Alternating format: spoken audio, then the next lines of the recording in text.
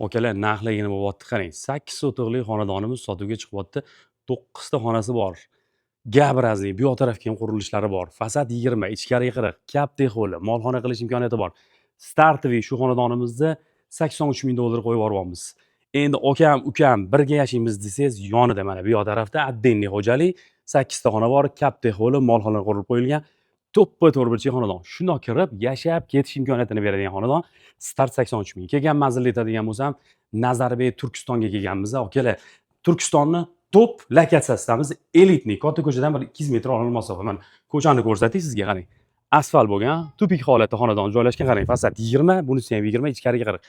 Asfaltlar bo'lgan. Endi bitta narsasiga kasal bo'lasiz, bor-ku, qarang.